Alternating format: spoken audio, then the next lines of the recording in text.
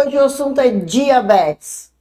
Meu nome é Luana Flores, sou nutricionista funcional e hoje a gente vai falar sobre essa doença que aflige tantas pessoas no mundo e principalmente aqui no Brasil, sendo uma das principais doenças crônico-degenerativas que a gente tem no nosso organismo.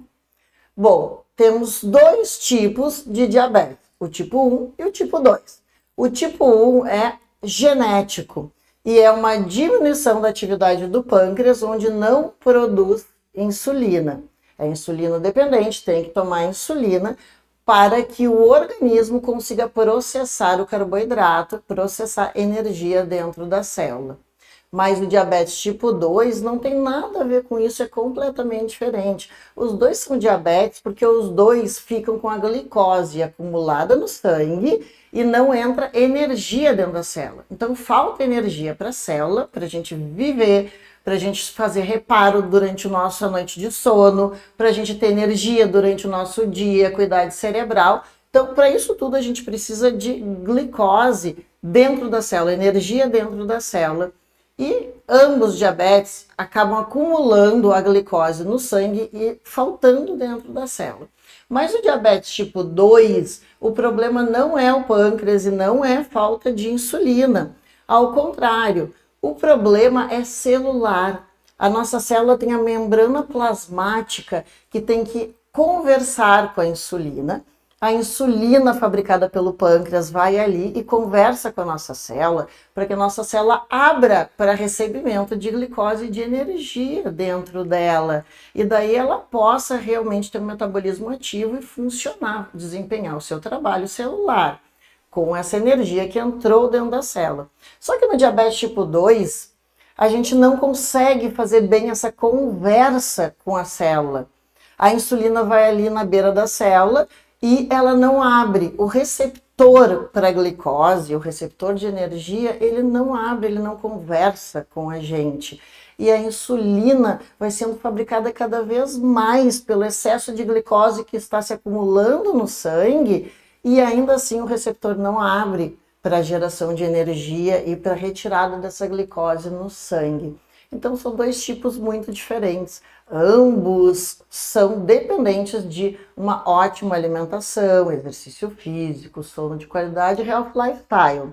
Mas o diabetes tipo 2 depende muito mais de uma ótima alimentação e não de insulina, porque não falta insulina, na verdade sobra insulina e aumenta a resistência à insulina, ou seja, a nossa célula resiste a essa conversa com a insulina, não negocia bem com ela e não abre para recebimento de energia.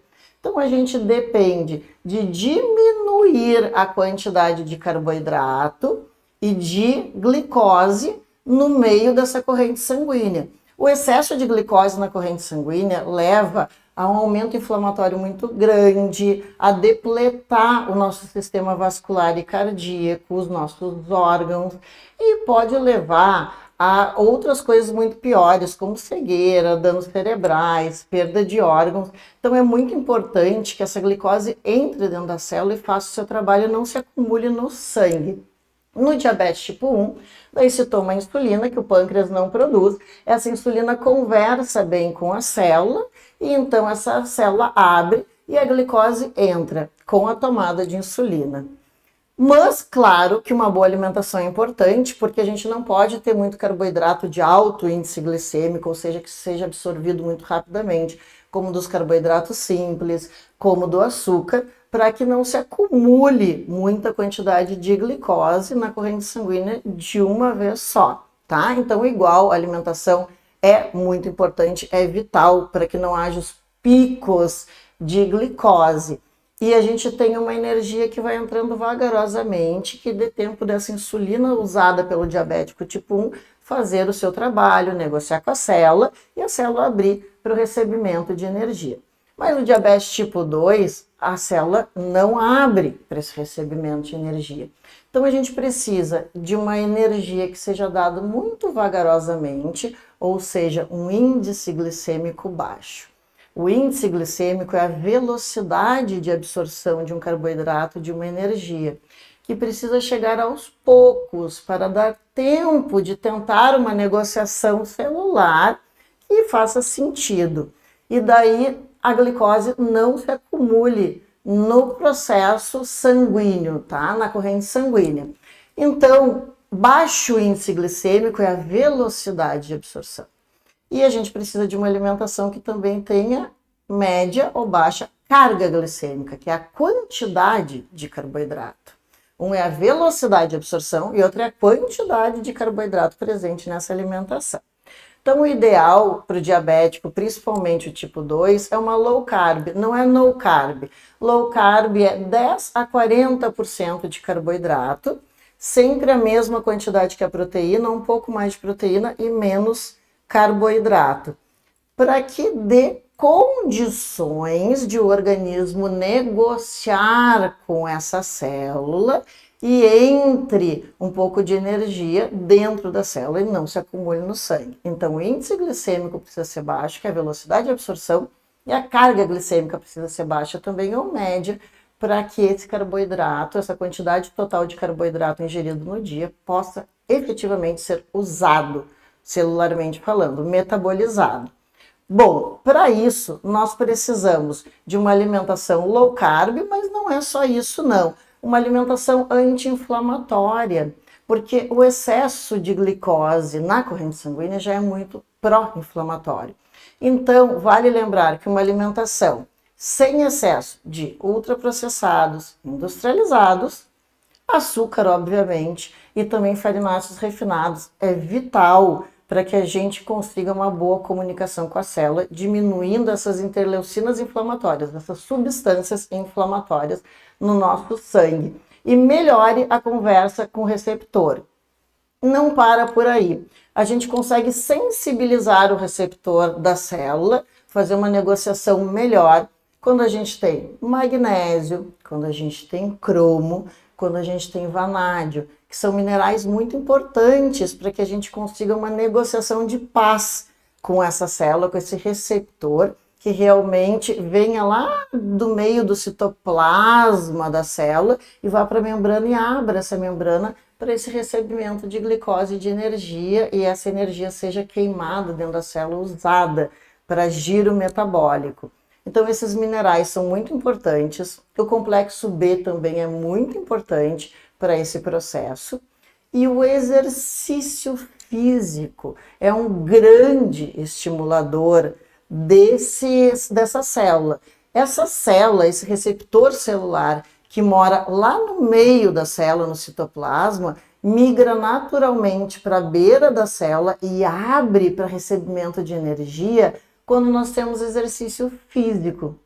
Pode ser exercício de força ou exercícios aeróbicos, mas principalmente o de força. Quando a gente estimula o organismo com exercício físico, a gente tem um aumento da abertura dessa célula para recebimento de energia, não só no momento do exercício, mas no resto do dia todo.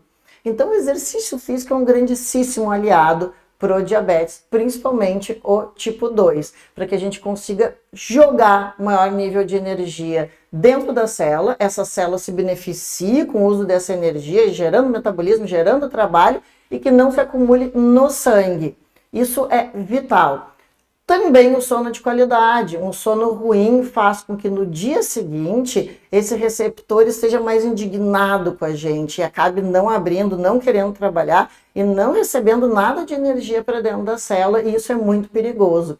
Então, essa tríade é vital da alimentação de baixo índice glicêmico, carga glicêmica, com uma alimentação anti-inflamatória, exercício físico diário para o diabetes, melhor fazer meia hora de exercício todos os dias do que 3 vezes na semana, 1 hora e meia, e também um sono de qualidade, sono profundo com bom nível de reparo. Não esquecendo que não é só sobre os macronutrientes, sobre não ter carboidrato demais e ter um carboidrato mais complexo, que diminui o índice glicêmico. A gente também precisa ter vitaminas e minerais a contento para que essa mágica realmente aconteça, tá? Para que esse funcionamento aconteça e todos eles conversem entre si, abrindo o receptor e recebendo mais energia dentro da célula. Vale lembrar que o nível de estresse, o excesso de cortisol também piora muito a negociação com o receptor. Então, temos que ter ferramentas de controle de estresse na nossa vida. Bom, na alimentação, o que que entra? Bastante proteína de alto valor biológico. As proteínas melhoram esse processo, essa negociação com o receptor. Então, ovos, peixes, carne, frango, porco, a parte magra, whey protein, que é a proteína do soro do leite. Nos vegetais, os cogumelos, os nuts, as leguminosas, né, as oleaginosas, as sementes também são vitais para esse processo melhorar. Então é muito importante tudo isso na alimentação, sem o excesso de carboidrato, 10 a 40%, sempre mais proteína do que carboidrato em todas as refeições. Isso melhora muito a performance do receptor para a questão da entrada de energia dentro da célula e não acumular no sangue, melhorando os níveis orgânicos, desinflamando o organismo e estabilizando esse processo do diabetes, com uma qualidade de vida muito boa, onde a pessoa pode viver muitos anos controlando a sua glicose no sangue e tendo uma expectativa de vida muito alta.